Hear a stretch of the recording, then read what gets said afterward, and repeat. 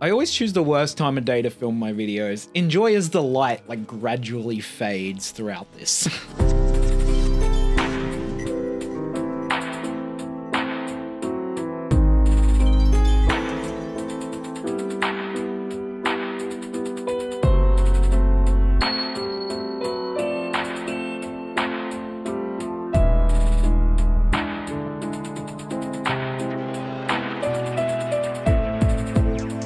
Jacob here.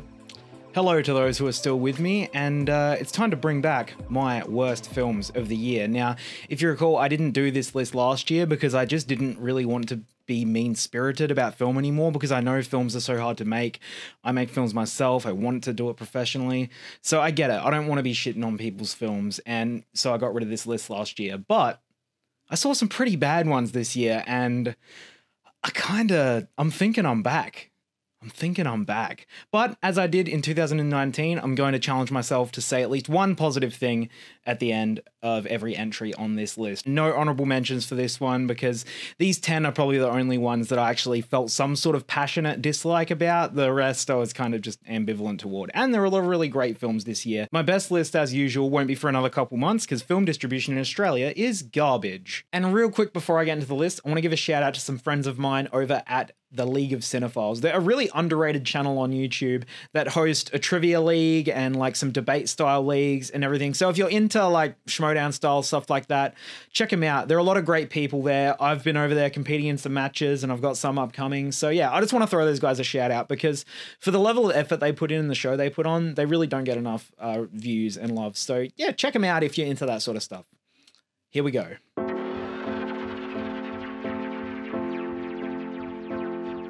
Benediction. Now, this is probably like the best, like most well-made film on this list, I guess. Terence Davies is a very acclaimed filmmaker. I respect him a lot. He made The Long Day Closes back in the day. This one tells the story of a soldier turned poet named Sigrid Sassoon, played by the great Jack Lowden. And this one just did nothing for me in terms of it's structured so repetitively, and every line of dialogue in it is so obnoxious. Like, I get that it's about like, you know, betrayals and romance and stuff like that, and set against this anti-war backdrop, which was definitely the most interesting part of the film. But every line of dialogue in this film is just some sort of witty, look how clever I am comeback. Like, haha, you listen to Chopin? Oh my God. You know, just that sort of shit. And it kind of really annoyed me. It felt like if Aaron Sorkin wrote a period piece or something. And I like Aaron Sorkin, but it's one of those where every character's the most witty person in the room. And I just found this one very grating and annoying, despite having some really interesting, bold editing choices and some great performances in there. But this did nothing for me. The first movie I actually walked out of before it ended. Not because it's like a straight up disaster, but it just caught me at the wrong time, I guess. I had another screening to get to and I just didn't want to be there anymore. It was only like 5 minutes before the end and I've since seen the ending, but still, it's a new low for me. For a positive about Benediction, Jack Lowden's an actor I really love. He's kind of the reason I saw the movie, and he gives a really, really great performance in it.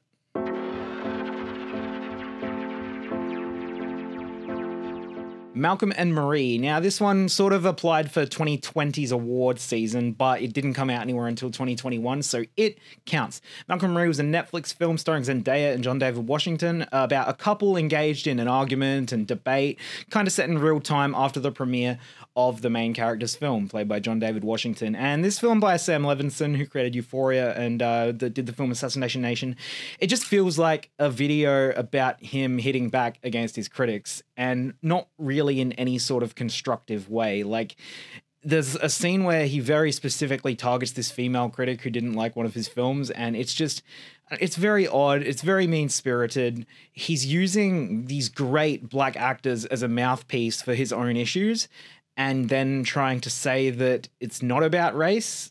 I don't know. It's very, very strange. It's very mean-spirited. It kind of just comes off as a high-budget video essay catered to the film Twitter and Letterboxd sort of crowd, but even they didn't really like it that much. And I thought it was just very smug and self-indulgent. And I say this as someone who kind of loves that sort of stuff.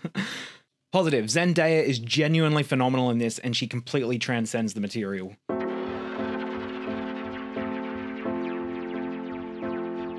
It's really weird to me that this was directed by Joe Wright. Like, back in 2015, he made one of the worst films of all time.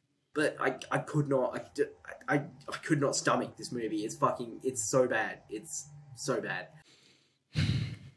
Fucking Pan. But then he kind of got back on the right foot with The Darkest Hour, and he's made a lot of movies that I really like that I've seen since, like Atonement and Pride and Prejudice. But this is just kind of back to being really weird, shitty nonsense. It's kind of a Rear Window remake, but also not. And it's trying to sort of appeal to those David Fincher psychological thriller sort of sensibilities, where it's very sleekly directed and there's a mystery and not everything is what it seems, but it just kind of comes off as complete nonsense. And yet another disappointing film from Amy Adams after Hillbilly Elegy last year. That's not to say she's bad in this. She's not. She just, I don't know, she just keeps ending up in these really weird, crappy films that seem like alternate universe awards bait that doesn't actually go anywhere near awards. The second half of this is actually kind of wacky and ridiculous, and that I enjoyed because the worst crime in a film is being boring, and that's what most of Woman in the Window is. And has some of the weirdest editing I've seen in a studio movie since The Snowman. Like, it's all over the place and not in any sort of way that adds to the plot or story. Positive? I know I keep just naming actors, but it's Amy Adams. Like, even in a bad movie, you're still watching Amy Adams. She's one of the greats, you know?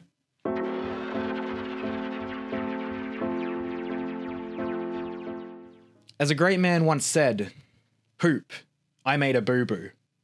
Number 7 is The Little Things, another sort of late 2020 holdover that actually came out in 2021. This one stars the great Jared Leto as maybe the dumbest named serial killer ever, Albert Sparmer, in this shitty boilerplate detective thriller that was written in the 90s, and boy, you can tell.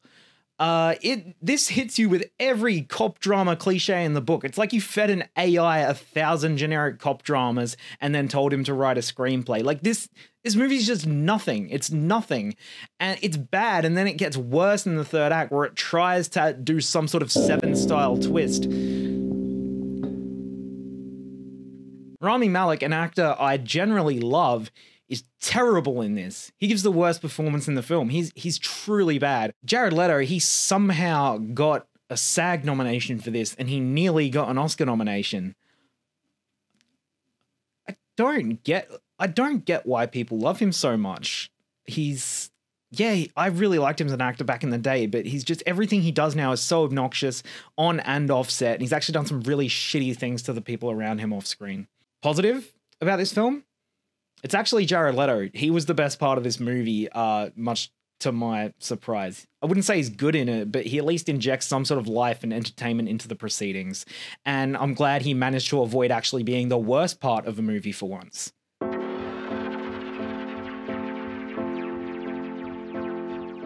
Fuck, I spoke too soon about Leto, didn't I?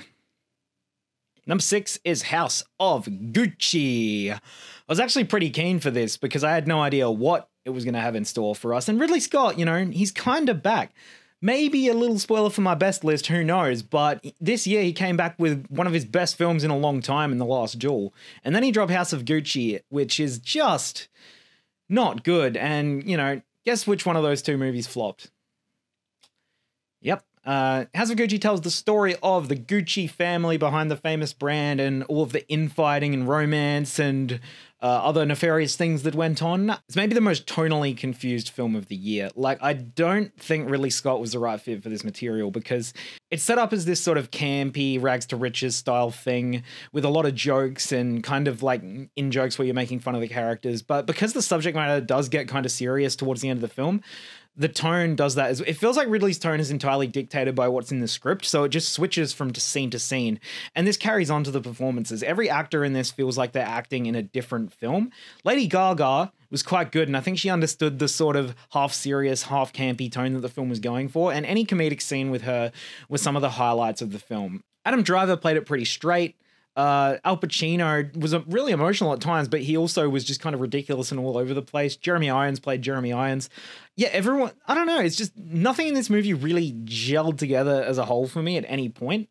I kind of enjoyed the first 30 minutes, but beyond that, Jared Leto becomes a major presence in this film as Apollo Gucci, I'm gonna win an Oscar because I'm playing this character and steamrolling every other actor in the scene. I'm gonna stop doing that. I really apologize. But he ruins this film.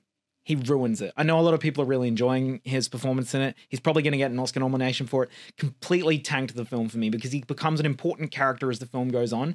And he's not a team player. He's not generous to the other actors. Whenever Jared Leto comes on screen, he just dominates it. He sucks all the energy out of the room and the whole film pauses to say, hey, look at me in my silly fucking Mario accent that I'm doing. It's probably my least favorite performance of the year. I hated him in it. And that being said, I don't think the film would have been good if they cast someone else as that character. It might have been better, but the second half of this is just incredibly, incredibly boring. It's flatly lit. The colors are dull. For something that has so many interesting like costumes and exotic locations, it's such a dull, bland looking mess of nothing that I was really disappointed by because I kind of had some hopes for it. Positives, as I said, Lady Gaga, she understood the assignment. Jared Leto fucking nuked it.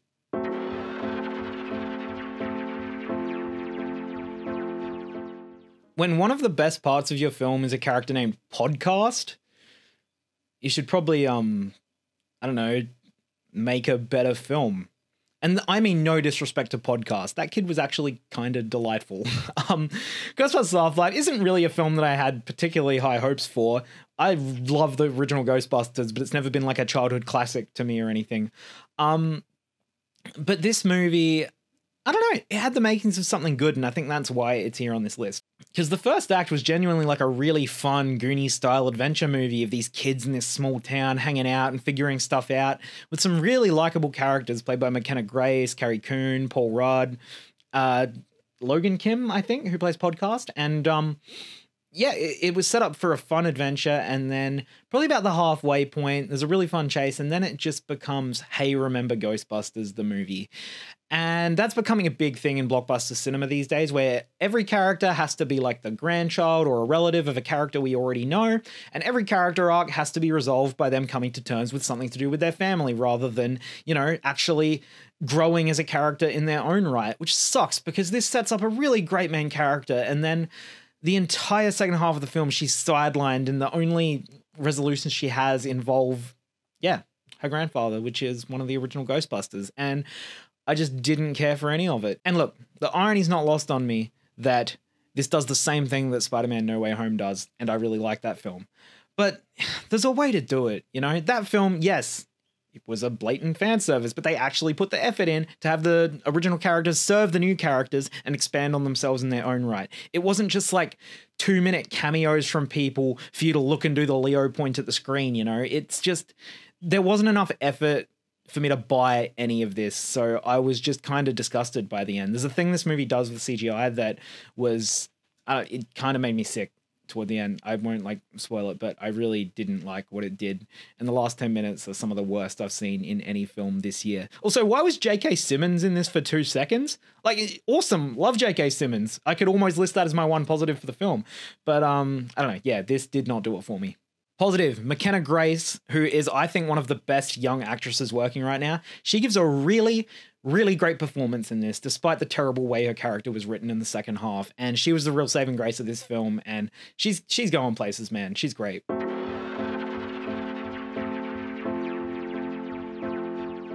Does anyone even remember this movie?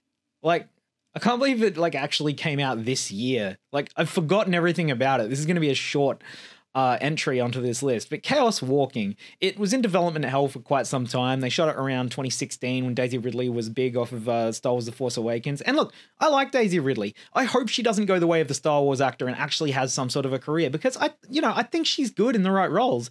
And look, no one was terrible in this. Her and Tom Holland were perfectly serviceable. It was just such a nothing movie. Like, it was obviously the failed attempt at beginning a franchise. So the whole film feels like the first act of a film. So nothing happens in it, you know? And it commits the cardinal sin that so many blockbusters do these days, wasting Mads Mikkelsen. That is an act punishable by death, all right? And I know the new Fantastic Beasts movie is probably going to do the same thing. Just stop putting Mads in blockbusters and then not letting him be awesome. I don't know. Yeah, this is just a lifeless void of a nothing movie that I don't even remember anything about. It should have gone straight to streaming. Positive? I mean, Mads Mikkelsen. Fuck else was I going to say?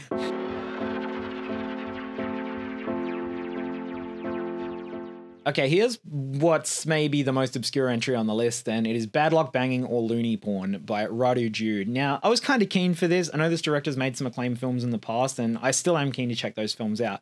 But this was just... I really hate using the word pretentious and stuff when criticizing films, but like, I don't know what else I can think of. This vaguely touches on so many ideas without actually exploring them, and it's so boring, so dull, so arrogant. Like, haha, it's like I'm Built Different, the movie. It's just, I don't know. It's about this school teacher who comes under fire when a sex tape of hers is leaked. And yes, don't you worry, you do get to see the sex tape fully unstimulated. Look, that's a bold choice. It's an interesting way to begin a film. I didn't mind it. But after watching the rest of the film, it does just kind of feel like shock value for shock value's sake. Do you like shots where a character is walking through a city and then the camera pans up onto a building or landmark and holds on it for like 10 seconds? This movie does it like 15 fucking times. But yeah, this is ultimately just a real half-baked commentary on cancel culture and sex positivity and a bunch of other shit when the second act of the film just becomes a video essay, and not like a metaphorical video essay like Malcolm and Marie, like an actual video essay, that just has these like random anecdotes or segments that granted would have some interesting ideas in them, but like I'd just go on YouTube if I want to watch that shit, you know? Positive. I actually have a positive about this that isn't just that actor was in it. The actual ending scene of this movie is genuinely hilarious and genuinely a great distillation of what I thought the film was trying to say. And kind of one of my favorite moments in any film this year. And it kind of just made me angry that the rest of the film was so dull.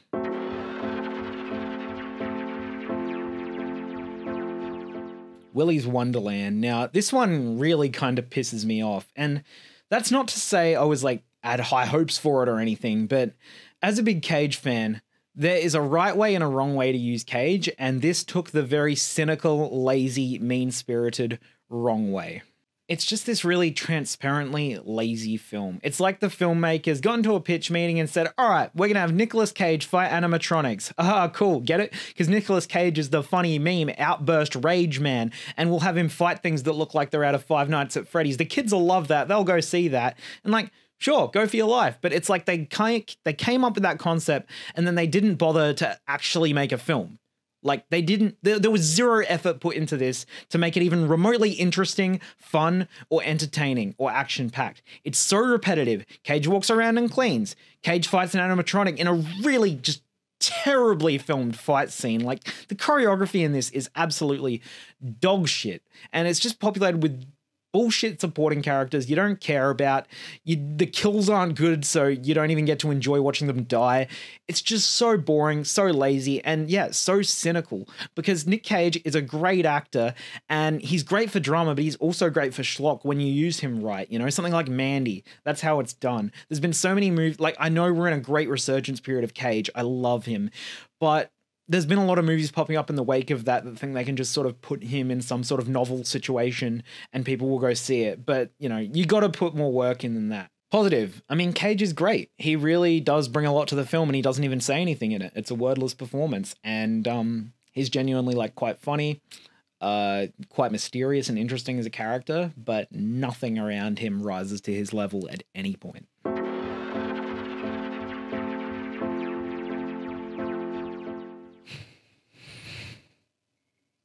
Oh, look, it's the film that made me fucking bring back this list. Perhaps the worst thing ever made by someone from the same city as me. Please let me tell you that as an Adelaidean myself, we do not claim Sia. My God. This was everything I thought it was going to be and worse. Like, I wouldn't even recommend watching it on a so bad it's good level. And I love that kind of shit. But this movie's like when you morbidly go look at a car crash and then you instantly regret it and have fucking nightmares about it for 6 months.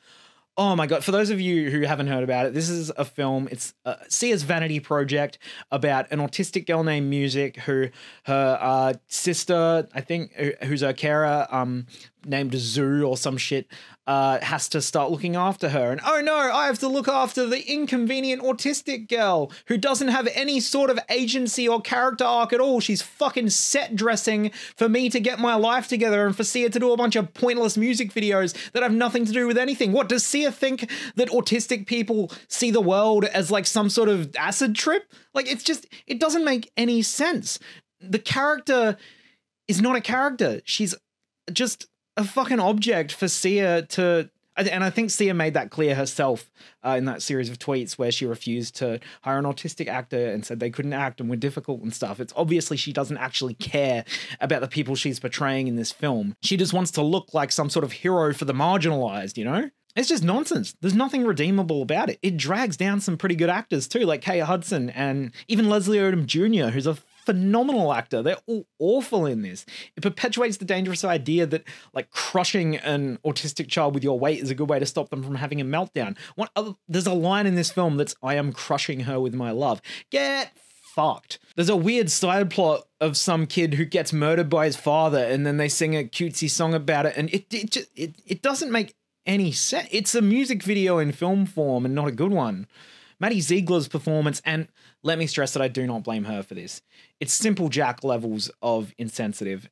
You feel awful for laughing at it, but it's kind of all you can do.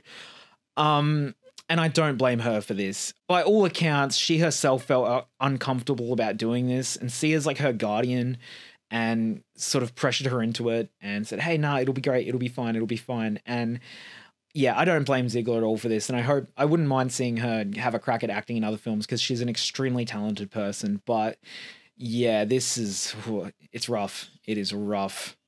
Oh, I haven't even gotten to the scene where Sia cameos as herself, talking about how she's like flying to Haiti covertly to give them medicine or some shit.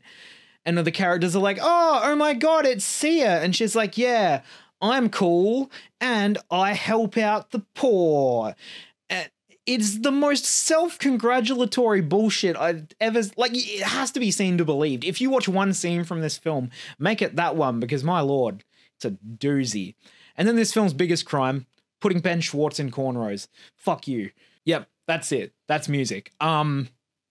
It's one of the worst films I've ever seen. It's worse than Cats in 2019. It's worse than my worst film last year, which was Dolittle, if anyone was wondering. And honestly, I think that's better than half the stuff on this year's list. Yeah, I honestly wouldn't even recommend watching music, even out of morbid curiosity, because I regretted it 10 minutes into it. And yeah, it's one of the worst things I've ever seen. And it got 2 Golden Globe nominations.